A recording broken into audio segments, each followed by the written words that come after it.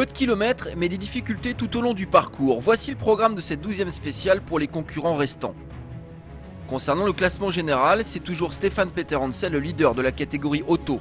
Cyril Després lui mène la barque chez les deux roues, mais avec seulement 2 minutes 22 d'avance sur son dauphin Marc Coma.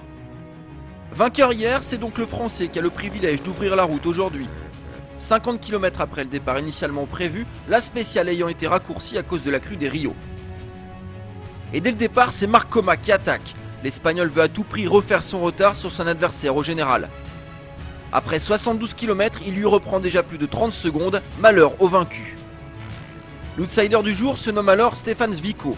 Le Slovaque est le plus rapide pour l'instant avec un temps de 45 minutes et 26 secondes. Derrière, on retrouve dans l'ordre Marc Coma, Jordi Villadoms et Cyril Després. Johan Barré-Dabort, lui, est pour l'instant 6ème. Même tendance à 50 km de l'arrivée, Marc Coma est toujours devant Cyril Després. L'Espagnol fonce sur le Français, le chrono tremble. Arrive la fin de la spéciale et les dunes de Nazca, piégeuses pour les pilotes car ils peuvent à tout moment se retrouver bloqués. Et à ce petit jeu, le Catalan se révèle bien plus habile, bien plus rapide. À l'arrivée, c'est donc lui qui s'impose devant deux compatriotes, Johan Barré-Dabort et Jordi Villadoms. Cyril Després termine 4ème à 3 minutes 57 de Coma. Marc Coma est donc de nouveau leader au classement général. Chez les autos, ce sont 3 mini qui ont ouvert la piste. Stéphane Peter Hansel, Nani Roma et Ricardo Leal dos Santos. Robbie Gordon, lui, est désormais 4ème au général, après ses ennuis mécaniques d'hier.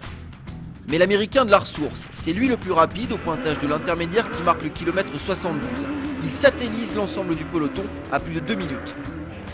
Derrière lui, on retrouve Christophe Olovchik, Stéphane Peter Hansel, Nani Roma, Leoni Novitski, Leal dos Santos et Giniel de Villiers. Les cadors sont toujours là.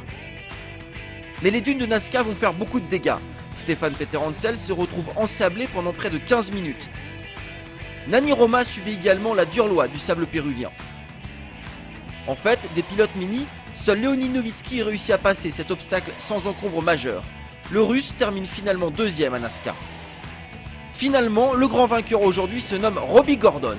Au volant de son monstre orange, l'Américain survole les dunes qui ont fait tant de mal au leader mini. Il termine avec une avance hallucinante, 15 minutes sur Novitski et 22 sur Giniel de Villiers. En tête du général, pas de changement par contre, Stéphane Peter Hansel tient la barre avec 20 minutes d'avance sur Nani Roma.